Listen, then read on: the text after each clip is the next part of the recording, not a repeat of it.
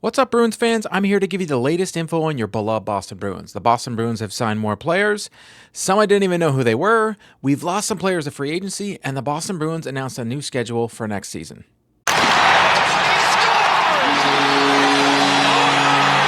After all the excitement had died down from announcing Lindholm and Zadorov signings, the Boston Bruins had more players to add. In addition to both Lindholm and Zadorov, they signed Max Jones, Riley Tufte, Cole Koepke, Jordan Oesterle, Billy Sweezey. Honestly, I truly love that name. It's just so good. Jeffrey Viel. Now, if you hadn't heard of any of these players, don't worry, because I hadn't heard of many of them as well, myself, besides Max Jones. Jones is a 6'3" winger who played last season for the Anaheim Ducks, scoring 5 goals and got 10 assists in 52 games, but was only averaging around 12 minutes a night. He is a former first-round pick and has spent the past 6 seasons with Anaheim, but you can see by his size why the Bruins signed him. The Boston Bruins always like their players with size, and Cam Neely made it clear they wanted to get bigger for next year. Don Sweeney was asked about Max Jones, and this is what he had to say.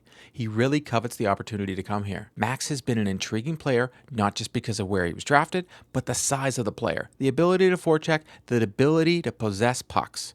He's shown a willingness to get to the net, can finish a little bit more if pushed up the lineup, and plays with the guys that, that's what we're going to find out in terms of Max. Yes, and I'm aware that quote, the English is terrible on it. Max signed a 2-year deal worth $1 million per season, and I would think he'd be a bottom pair winger with the Boston Bruins. I'm sure he'll get every opportunity to find a spot on the roster, but I'm going to guess he'll either be on the 3rd line or 4th line. I actually picture him with Frederic and Patra. I think it'd be a great line. To jump off Sweeney's comments, I think they might try him alongside Patra and Fredericks on the other side. He can be that net front presence for the line and also be the guy that throws his body around if anybody wants to take liberties on Patra. It would allow Frederic not to have to always be the first to punch people in the face, and then he can chip in more offensively if he isn't in the box all the time. I think Frederic could be like a 20-goal scorer in this league if he just stays out of the box. Now, the other players that got signed, I truly have never heard of any of them. And I do think they will be in Providence for next year, as they've all signed 2-way deals. Riley Tufte is another big boy coming in at 6'6". Played wing for 5 games for Colorado last season and got 1 goal and 1 assist. Tufte is also a former first-round pick and was selected 25th overall by Dallas in 2016. My guess is the Bruins are hoping he can contribute and battle for a spot in the bottom 6. Because of his size, he can be an asset. I tried looking up the other guys, but honestly, I really couldn't find anything that was worth even talking about. Our other story is a couple of now former Bruins have found new homes. Danton Heinen, Forbort, and DeBrusk all signed with the Vancouver Canucks. The Bruins just signed Lindholm Zadorov, who previously played for Vancouver. So why didn't they just do a trade? It just would have made way more sense. They could have got to signing these guys earlier, but, it is what it is. Maybe one of these guys had a contract taken away and then they were made available at the last minute. We'll never know. Heinen gets to go back home as he's from Vancouver and signs a 2-year deal for $2.25 million a season. He was on a PTO last year for Boston and was arguably the best value contract on the team. Last season for the Bruins, Heinen got 17 goals and 32 points in 72 games, but he was only making $775,000. Heinen was a Swiss Army knife for the Boston Bruins and could play in every situation. He even spent a couple shifts on defense last year. He has a strong 2-way game and was able to chip in with some goals when needed. With cap space being what it is, I'm sure the Bruins wanted to sign him, but they just couldn't fit him in to make it work. Forbort also signed with Vancouver, but signed a 1-year deal at $1.5 million. Forbort was a penalty kill specialist when he first arrived to Boston, but after his injury last year, had troubles getting back into the lineup. Lowry played so well that when he got his call-up, he instantly made Forbort expendable since they had been getting slower over the years and wasn't as effective when he was in the past. Peak on the right side provided more than what Forbort did when it came to physicality, and was faster, and paired with Lowry next year, your bottom 6 is locked up. Now let's talk about the player that a lot of fans wanted to stay in Boston, which is DeBrusk. But Vancouver fans seemed delighted he signed with them.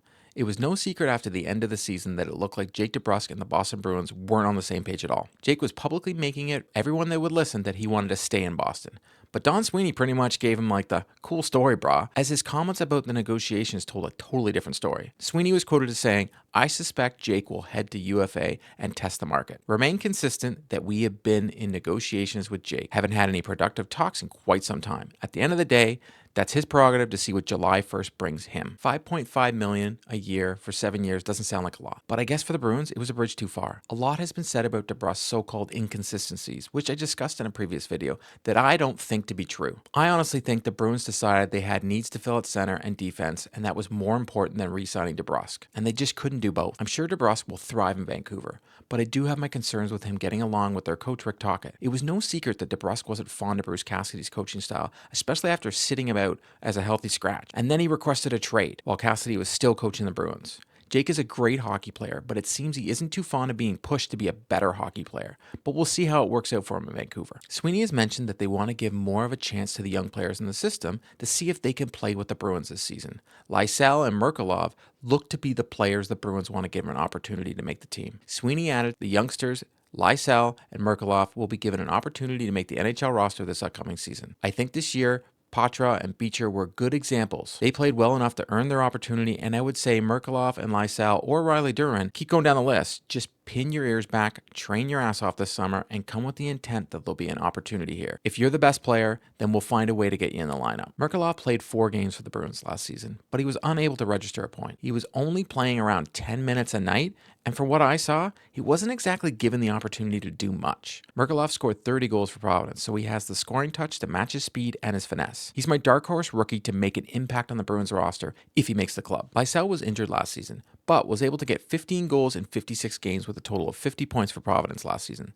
Scouts have been raving about him for his skating and his hockey sense. If both Lysell and Merkulov make the Bruins out of camp, we could be in for a treat. The Bruins don't have much in their prospect system, but Lysell and Merkulov could prove those prospects' rankings to be false. For some reason, the hockey media always ranks the Bruins at the bottom of the league for prospects. But I can say when they hit with a player, they hit. Both Swayman and Lowry were both rated very low in any of the rankings for the last couple of years. But you look at them right now and you just wonder, are these rankings even real at this point? A lot of times you look at the hockey news and I look at these rankings and I'm just like, all these teams that are up there, Columbus, all that, the teams continue to fail year after year. Look at LA. For the last 8 years, they've been almost number 1 in most rankings. That team still struggles. Only time will tell for these kids. But hopefully, one of them can make the team out of camp. The Boston Bruins have announced their schedule for next season. The Bruins will launch the season on the road against the Florida Panthers on Tuesday, October 8th. The Black and Gold will return to Boston for their home opener against the Montreal Canadiens on Thursday, October 10th. The club will culminate its centennial celebration during the 24-25 season when the Bruins host the Montreal Canadiens for the centennial game on December 1st, 2024. The 100th anniversary of the club's first ever game against the Montreal Maroons. Boston will play 16 of their 41 home games on the weekend, which includes 7 matinee games. The Bruins will conclude the 24-25 regular season at TD Garden against the New Jersey Devils. Some notable games are November 9th, the Bruins play at home to the Ottawa Senators and Linus Ullmark makes his return to Boston since the trade. November 26th, the Vancouver Canucks are in town, so there'll be a lot of money on the boards in both dressing rooms. And we're going to have to sit through so many player videos. November 29th against the Pittsburgh Penguins, it's where we get to see Matt Grzelcyk make his return for the first time ever in a road sweater. That wraps up today's video. To stay up to date on all the news surrounding the Boston Bruins, please subscribe and drop me a like. If news breaks surrounding the Boston Bruins, be sure to check out the channel. If you've already subscribed to the channel, thank you. I'll see you next time.